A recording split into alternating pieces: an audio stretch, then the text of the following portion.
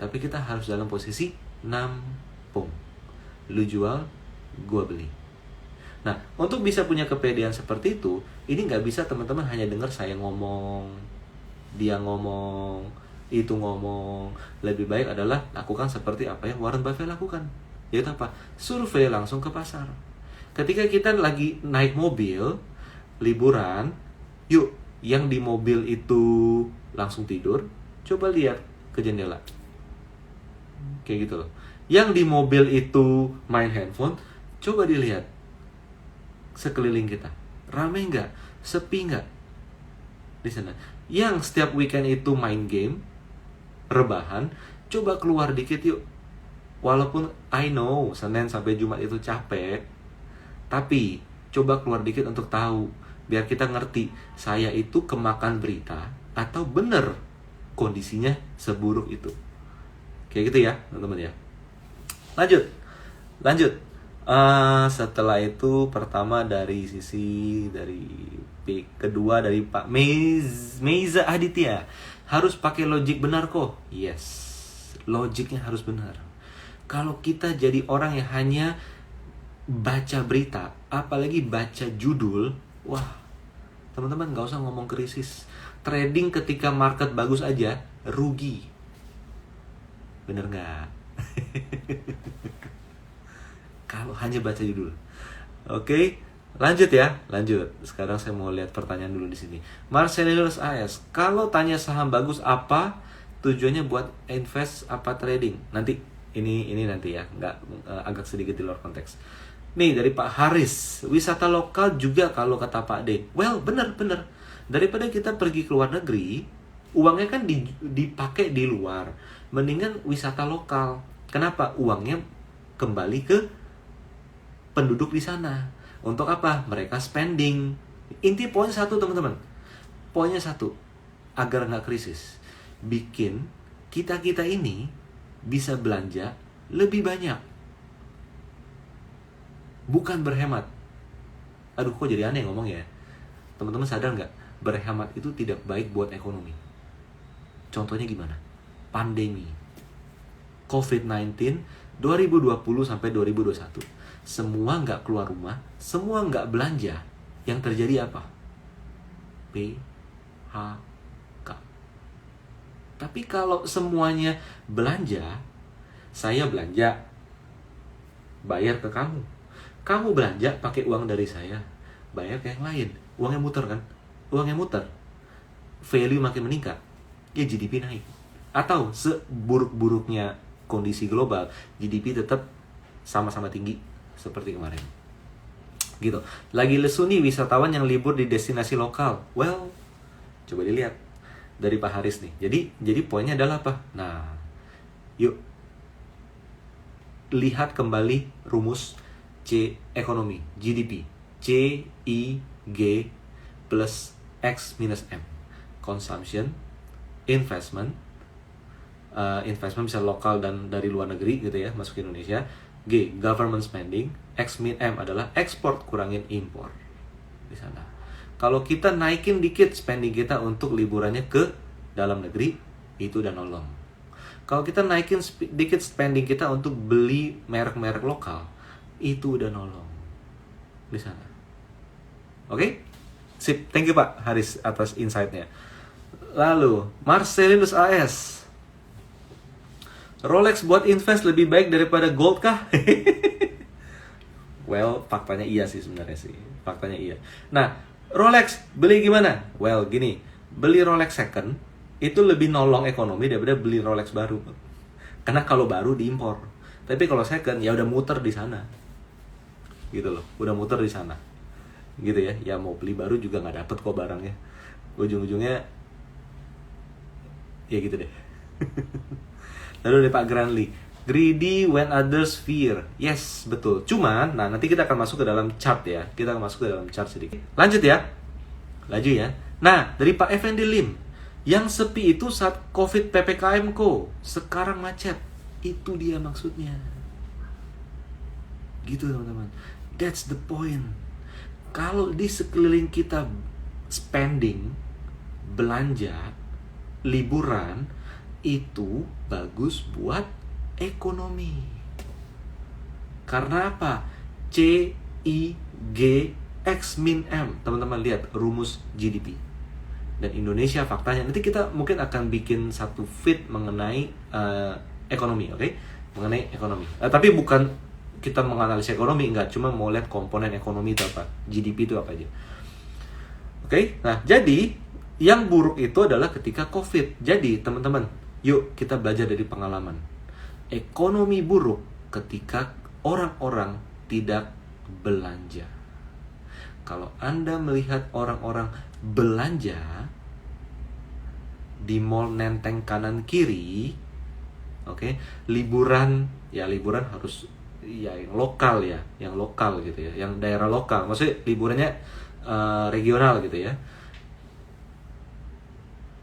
Pada dasarnya secara rumus 50% itu udah di tangan gitu loh. Kalau nggak salah 50-60% itu udah di tangan gitu teman-teman. Oke, lalu kita lihat lagi dari fotografer Malam Om Rio. Dengan mempertimbangkan Indonesia sebagai negara kepulauan, jika beli INDX saat ini apakah worth it? Pasalnya logistik dan lainnya sektor laut. Nanti ya, kita belum masuk ke chart ya Pak ya. Nanti saya coba ingin untuk kita bahas. Dari Mingsologi, Indonesia resesi mungkin tidak, tapi perlambatan pertumbuhan ekonomi sangat mungkin. Well, perlambatan pertumbuhan apakah membuat GDP kita negatif atau tetap positif?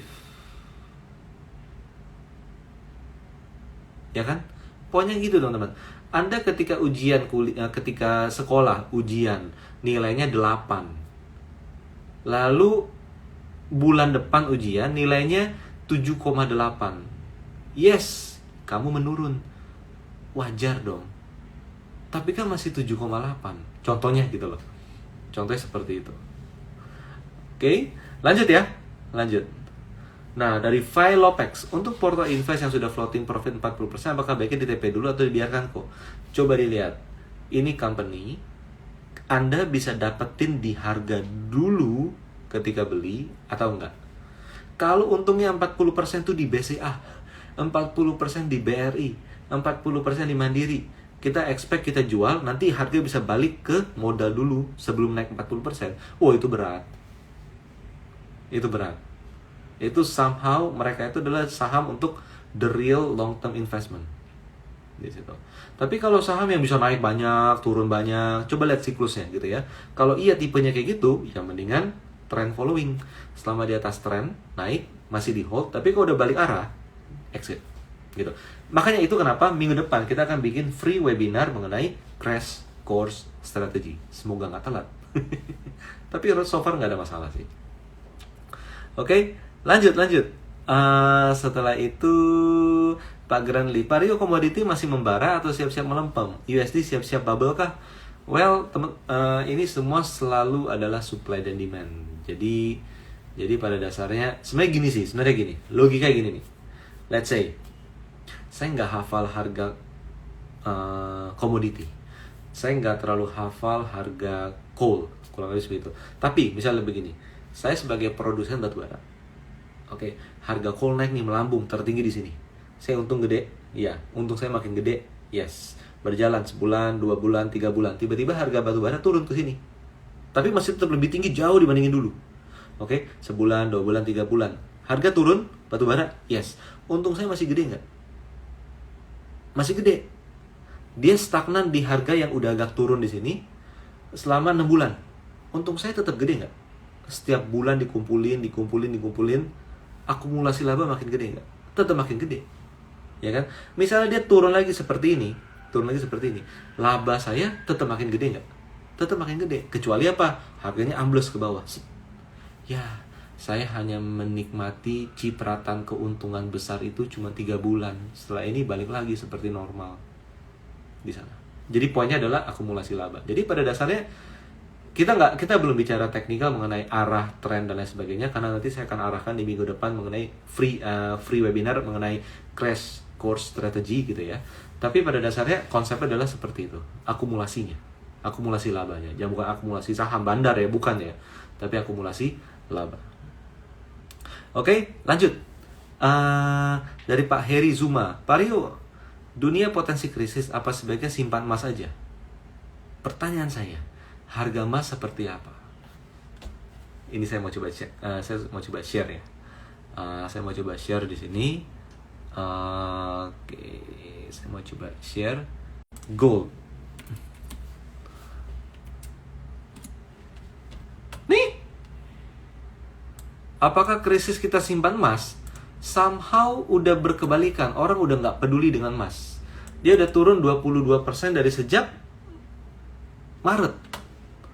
Ini aneh loh. Ini aneh. Tapi ini not good sign. Gitu Pak. It's not a good sign untuk emas. Maksudnya apa? Ini downtrend. Nih, tentu bisa lihat nggak? Ini saya hilangin ya. Masih di moving average-nya ya. Ini saya hilangin. Kalau saya tarik garis seperti ini, ini pola double top nggak? Enggak, berantakan. Oke, kita ganti seminggu. Ini pola double top nggak? Enggak, masih berantakan, ini kayak nggak double top. Oke, kita ganti jadi sebulan. Double top nggak? Artinya, kalau gitu, target penurunan emas adalah, akhirnya kita jadi bingung kan? Ini logika dari mana? Ini mau krisis. Ini kenapa emasnya kalau secara teknikal kok turunnya ke jeng-jeng 1200. Ini teori sederhana. Walaupun sebenarnya ada titik false swing di sini nanti. False swing tuh mungkin di kisaran 1500-an. Nah, tapi kalau teori pakai pattern kan langsung pukul rata kan di sini. Padahal ada fase false swing, istilah seperti itu. Jadi dia turun tapi nggak jadi turun, malah naik. Kurang lebih di 1500-an. Tapi kalau kita lihat pukul rata mengenai pola, arahnya ke bawah. Tuh, logik nggak? Logik. Kenapa? Dulu ada resisten di sini. Jadi dia jadi support. Waduh, gimana dong nih emas nih? Katanya mau krisis. Kenapa harganya arahnya turun? Gitu ya, teman-teman ya. Jadi untuk emas kelihatannya bukan sarana hedging, tapi balik lagi ya teman-teman ya, balik lagi. Tadi kan yang bilang kan investasi Rolex lebih bagus dari emas. Somehow itu benar. Sama itu benar. Gitu. Oke? Lanjut. Nah, jadi fear of crisis, teman-teman coba kita gini. Kita selama ini fear of crisis kita bukanya telinga. Oke? Kita harus ingat telinga kita 2, mata kita juga 2. Artinya kita harus buka mata juga. Kita lihat di sekeliling kita kayak gimana. Gitu teman-teman. Kayak gimana. Jangan sampai kita hanya dengar kata orang, dengar gini. Anda harus ngerti yang kita dengar, yang kita baca punya maksud mendatangkan traffic atau enggak. Traffic. Kalau artikel saya, kalau ulasan saya semakin dibaca orang, semakin bagus buat saya, maka itu semakin Anda tidak boleh dengar 100%. Anda harus langsung lihat dari sumbernya, tonton videonya, dan videonya video yang panjang, bukan yang dipotong 30 detik. Karena sekarang lagi ngetren kan, nonton konten yang di bawah 1 menit. Langsung dianggap sebagai kesimpulan. Oke, lanjut. Oke, fear of crisis, how to trade well. Jadi teman-teman, poin paling penting yang saya mau sampaikan di sini adalah, saya akan balik ke chart dulu ya. Ke chart dulu di sini ya. Jadi poin paling penting adalah apa? Poin paling penting adalah kita harus tahu. Jadi saya nggak bosan-bosan untuk menginfokan kepada Anda, gunakanlah moving average. Kalau melihat seperti ini, maka kita bisa melihat, oh emas lagi di bawah. Waktunya beli, dia bisa rebound. Tapi, kalau kita menggunakan moving average 50, 100, dan 200, seperti ini, maka kita akan tahu, ini MA 200 yang paling tebel nih, saya tebelin nih ya. Ini saya paling tebelin nih. Gini deh, nah, bagian tebel. Karena ini paling sakral, teman-teman. Kalau di bawah MA 200, berat deh pokoknya. Berat. gitu. Naiknya dia pun sampai di sini dia turun lagi, kondisi seperti itu. Oke. Nah, jadi how to trade well. Pertama, Anda buka saham-saham yang ada di portfolio. Sahamnya berada di atas atau di bawah MA200. Itu poin paling penting, teman-teman. Contoh, Anda punya BBCA. Gimanakah dia? Di atas atau di bawah MA200? Loh, masih di atas? Gitu. Tapi nanti kalau krisis dia kan bisa turun lagi nih ke bawah nih sampai 7.000. Coba kita lihat dulu pas Covid di berapa? Tuh, dulu pas Covid itu dia turun sampai di 4.300. Nah, ini bahaya nih. Ini bisa turun terus separah ini. Guys, penurunan ke 4.300 selalu diawali dengan penembusan MA200. Kayak gitu. Tapi ini kan pasti tembus, udah terserah elu deh. Gitu teman-teman, tinggalin aja. Jadi ini dia support kuat di BBCA 7.800. Contoh lagi misalnya BBRI contohnya. BBRI gimana? Oh, BBRI bergerak masih selalu sideways nih. Naik ngebikin flag, naik ngebikin flag. Kebetulan flagnya berada di ini di atas MA200 nih. Nah, polanya dia selalu naik ngeflag, naik ngeflag.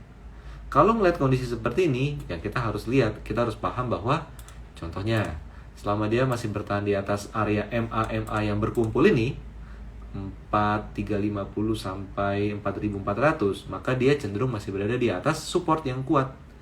Maka tendensinya tetap masih bisa untuk naik. Kayak gitu, teman-teman. Tapi kalau Anda punya saham yang kayak gini. Oh, enggak deh. Enggak. Nih, Unilever, lihat nih ya. Unilever is very solid consolidation. Jadi ini bukan tipe trend following ya, ini tipe swing trading nih, teman-teman. Ini tipe swing trading dan dia lagi berada di atas semua moving average setelah dulu ancur-ancuran. Oke? Jangan-jangan orang lagi beralih ke Unilever untuk mencari saham defensif. Di sana. Saham defensif.